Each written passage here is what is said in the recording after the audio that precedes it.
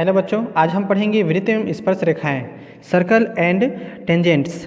इसमें हम देखेंगे वृत्त क्या होता है और वृत्त की परिभाषा क्या है, साथ ही साथ वृत्त से संबंधित इसमें जो भी कंटेंट्स है उसके बारे में। तो सबसे पहले हम यहाँ पर समझेंगे वृत्त क्या है। यदि हम यहाँ पर एक बिंदु लें जिसका नाम क्या है, ओ है। अब एक निश्चित दूरी पर, यानी कि हम मान लेते हैं यहाँ पर एक निश्चित दूरी ले लेते हैं 5 सेंटीमीटर।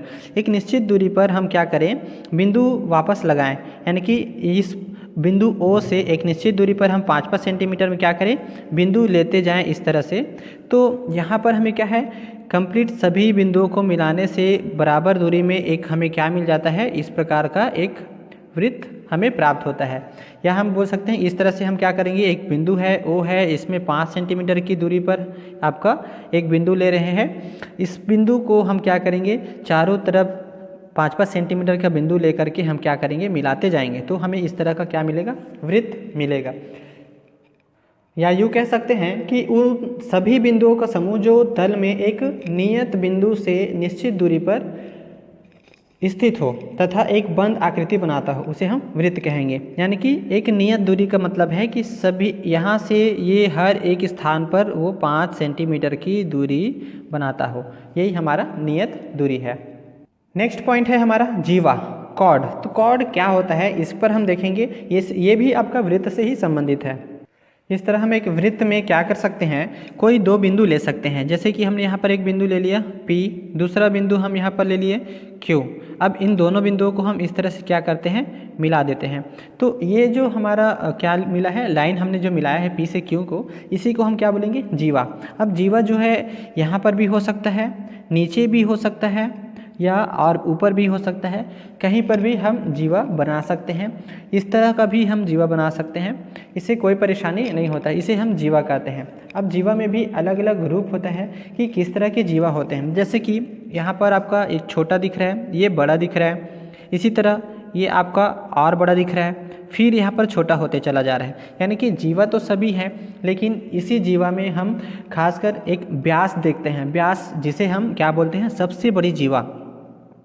यानी कि ये जो हमारा जीवा है, जो सबसे बड़ा है सभी जीवा में, तो इसी को हम क्या बोलेंगे, व्यास बोलेंगे। तो ये आपको टारगेट होना चाहिए, ये हमारा क्या है, सबसे बड़ा जीवा, जिसे हम क्या बोलेंगे, व्यास।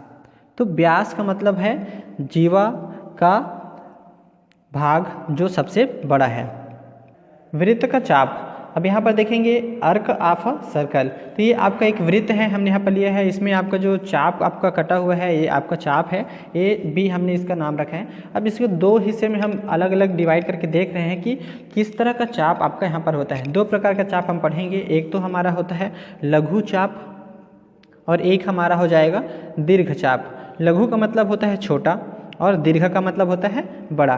तो यहाँ पर समझ सकते हैं, ये जो आपका चाप है, ए यहाँ पर से जो लाल कलर में आपका दिख रहा है, कहाँ तक, बी तक, यानी कि यहाँ तक। तो ए से बी तक का जो चाप है, हम उसको पढ़ेंगे A M B, A M B. इसको हम चाप के लिए इस तरह से चिन्ह लगा सकते हैं, ये चाप का चिन्ह है, ए से बी तक का चाप। तो इसे हम क्या बोलेंगे, लघु चाप कहेंगे, क्योंकि ये आपका जो चाप है, हिस्सा है, वह छोटा है बाकी हिस्से से।